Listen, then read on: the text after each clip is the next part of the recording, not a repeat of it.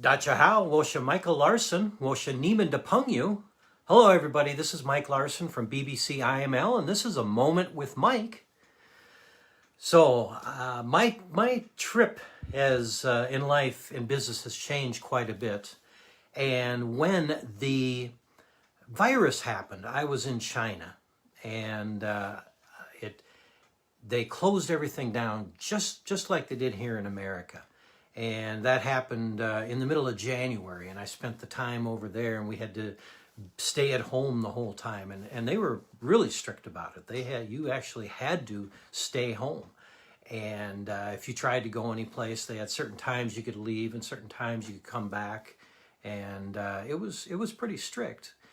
And I remember thinking at the time that I couldn't imagine that happening in America. But I got through that, and then I decided I wanted to come back to America because they were talking about shutting down America, and I didn't want to be caught over there for a longer period of time. For one thing, my visa ran out every 60 days, so I had to make sure I got out of there. Usually I'd go to Hong Kong and come back, but they had shut down Hong Kong, so I had to get across the border, and I remember I had to take a special boat, and that took me directly to the airport, and it got me through some checkpoints that I would have otherwise had to go. And then I got on an airplane there, and I remember the airplane was a huge airplane. It was probably over 500 passenger airplane, and it was almost empty. I almost had that airplane all to myself, but at any rate, I got on that airplane. I flew to Taiwan. I think there was maybe 30 or 40 people on that airplane. And I got to Taiwan. And I remember leaving the airport, though, in Hong Kong, and the row after row after row of airplanes that were all parked there because nobody was flying. And then we flew over to Taiwan. And it was the same thing over there. It was row after row after row of airplanes that were just not being used. And no wonder why the airlines are kind of in trouble right now, because they're not getting the income that they're used to. So, and you can get some really good deals, I know, flying. I know a friend of mine, Chad, he is going to be flying to Hawaii. He and his girlfriend are going to go for about $654 or something like that round trip, just a crazy low price. But at any rate, sidetracked there a little bit. But I got all the way back to America. And when I got back here on March 9th, and the things that happened in this, I think I told you the other day that I had always had business right in front of me all the time. And I always wanted to create this online business. And this forced me to do it. You know, in life, we get challenges to make sure we're ready for everything. Universal law talks a lot about it. God, the Bible talks a lot about it, that they'll keep giving us challenges over and over again until we learn something from it. And this challenge really got me going in the direction I knew I needed to go in, and I always wanted to, but now I had to. So I got back to America March 9th, and just after I got back here, the unthinkable happened here. I was going to come back, get away from the closure of China, and run my business the way I was used to running it. And I very quickly found out, well, America shut down then too. And it was the same thing. Now I had to go through 2.5 months of it here. 3 months coming on now. But at any rate, it did what it had to do. It made me get into online instead of one-on-one. So, man, I had to learn a lot on that. And I tried on my own at first. And to graphic design, I've got a group in China that does graphic design for me. So I had that taken care of. But it was knowing how to advertise in Facebook. And the first couple of times I sent out some ads in Facebook, nothing happened with it. And I didn't even know about boosting and what that would cost. I assumed it would be lots of money to do that. And I really didn't understand it. So I was thinking, well, I'm not getting anything off of this. So I watched a couple of YouTube videos on how to advertise in Facebook, and I tried a couple of approaches here and there, and really not getting the results I was looking for. And I'm actually starting to get a little bit frustrated now. And then I realized I didn't have a place for people to go, a landing site. So all the products I have, producing them all didn't make a bit of difference if I didn't have some place for people to go. So I started looking into that, and there's lots of options on that. But the one that kept coming back to me, and I believe that when something keeps coming back to you, I've learned in life that when something keeps coming back to you over and over again, you better pay attention to it. There's a reason why that keeps coming back to you. And I kept seeing these ads and kept hearing about Russell Brunson. And remarkable guy. If you've ever seen him on stage, he's an incredible guy on selling on stage. And you can tell he's got a heart of gold. At least that's the way I saw him, as having a heart of gold, because of just the way he talks and the way he is on stage and the way he interacts with people.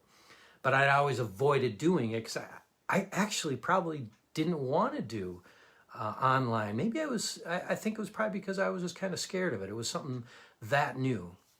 But now it pushed me over the edge. I had to do something, and I failed when I was trying to make this work on my own. So I needed something. I needed a direction in some way. So I took my own advice, which is, if you can figure things out on your own, you can. But if somebody's already been there and is being successful with it, then you should find out what it is they do and duplicate what they do. If they've already done it, if you duplicate what they do, you should get the same results. So I bought the course and started taking the course, and I was thinking, and you always think, well, if I buy this, it's going to work just like that. Just follow step by step. I followed step by step, and I hit roadblock after roadblock. I don't understand coding. There's only a few people in the world that do. And you don't have to code on there. The coding's all done for you, but they were speaking in terms that I didn't understand. And they would tell me to use this RPG or something like that. Well, what's RPG? So the first thing I had to do, which was kind of funny, is I had to download all their terms, and I had to have these terms in front of me, because every time they give me a term, I'm like, well, what was that? So I had to have the terms in front of me. So once I understood the terms, I started to understand what was going on. And I found out that I've always been extremely good in sales, one-on-one sales. I've always been a natural. I've studied my whole life for that. And I always thought sales were sales. And what I found out, one of the first things I found out, and a very valuable lesson, was there's 3 different types. The first thing you're doing is branding. You got to brand yourself. And that's something we do with MJ Design, is we help people brand. And branding has to do with advertising. Advertising has nothing to do, really, with very little to do with sales. If you happen to get sales through advertising, you've probably just gotten lucky. Marketing is really how you create the opportunity for sales. But marketing is not sales. Marketing is just giving you the opportunity for sales. And then there's sales. There's one-on-one sales, which is totally different, and that's actually getting somebody to purchase a product. So I thought that I could use what I understood about sales and marketing. And once again, I tried to bypass some of the stuff and to save some time in Russell Brunson's deal, and I failed again.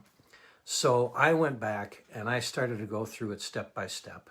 And then I started to understand more what I had to do, like telling a good sales story, having a good offer, good hooks.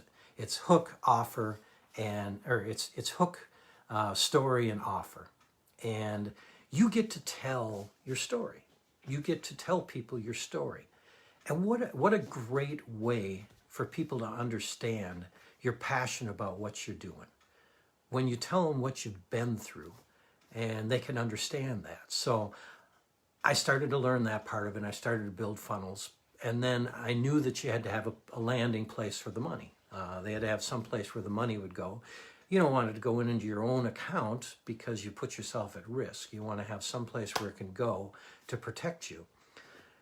And so I had Square already, but I found out Square doesn't work with the ClickFunnels. So I went to Stripe, and not knowing enough about it, I filled out my application for Stripe, and they asked me, how much money would you expect to make? Well, in a couple of years, I should be making quite a bit of money, I would assume.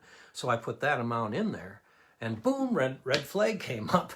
And they said, well, what about your return policy? And then they had a whole list of things I had to go through. I had to create a business plan. I had to create what all my products were going to be, how I was going to sell them, what kind of a return policy I was going to have on them. And I had to put all that stuff together. Never had any idea it would take all that just to set something up. So I had to get all that set up, and I got it back to them. And then they had a bunch of other things they needed to do. In the meantime, I went to PayPal instead, thinking that might be a little bit easier. So I went there, and same thing happened there, only not quite as many, they didn't want quite as many things from me. So that went a little quicker, and I managed to get that. And then Stripe, in the meantime, did come around eventually, and I got an account with both of them. But then it was a matter of hooking it up to the ClickFunnels. And the first couple of times I did that, it didn't work. And man, I had to go back and I had to learn some more stuff. But, I keep running into these little roadblocks. And you think, it can get you frustrated.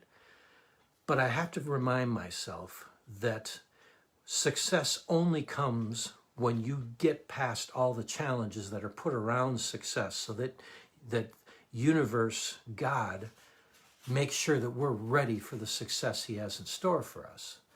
So I keep understanding that's what this is all about, is I have to keep learning these little lessons. And what it's going to do for me, this is what I've learned since I did this. Everybody, just about everybody in life and business, creates their business first, and then they worry about revenue.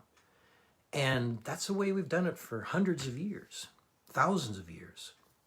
What I learned from this, if you create the revenue first, you learn all these things you need to learn about it. Now, when I get a crew, when I hire people to help me in my business, I'm going to know exactly what I need, And I won't have trial and error when it comes to that point. All these lessons in life, this is what you get out of them if you're willing to go after it.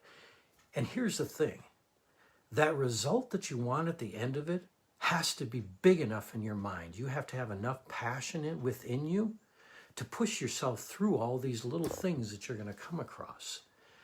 And John Maxwell, one of the things that he said once was he documents everything he does every day, all the time, without fail.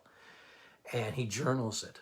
And the reason he does that, he says, this is stuff I'm going to turn around and I'm going to sell to you to how to do this. And I thought that was kind of a neat deal. It's something he tested, tried and true, and then he offers it to us so we don't have to go through all that. So everything I'm learning right now, I'm documenting. And this is something I'm going to be able to offer to people. I'm going to save them a ton of money. Because, yeah, I'm going to charge for this, obviously, because I have to make a living. This is what I'm in it for. But I'm going to save them all that time. It took me months to get through all of this stuff and all the things I had to learn. And I had already was learning stuff Russell Brunson already did. But the beauty of it is I get to see what he does, do what he does, and then I get to learn even more than that and even refine it more. And I will be able to help people more because of that. So this process is fantastic. Never shy away from those challenges. Just don't. Take them head on. You'll learn from them. You'll learn what you need to do. If you're going to create something that you're going to make a living on, make sure you find a revenue stream first and build your business around that revenue stream. That's what I've learned from this. So that's what I've learned the last few days. I see there's a lot of people on here. I appreciate everybody being here. Linda Baltus and Susan Burwash and Derek Martin, Gina Bryant, Kevin Hagan, and Lynn Larson. And I appreciate you guys being on here with me. And tell your friends, bring more people on. If you enjoy what's going on here, be with us every night here, and bring your friends along with you. Looking for likes on my page so I can help more people. If you have some ideas of some stories you'd like me to go over, let me know. Susan, I still have to get that story together for you. I've got a few more I got to get through first, but I'll have that story for you. But I hope this finds you well. Have a super fantastic evening, and we will talk to you tomorrow. You can email me any requests at mike@inspiredmotivatedleadership.com, or messenger me if you're friends with me on Facebook, which obviously everybody here is. You can messenger me, but I'd be happy to have those. And we will talk soon. Have a super fantastic evening.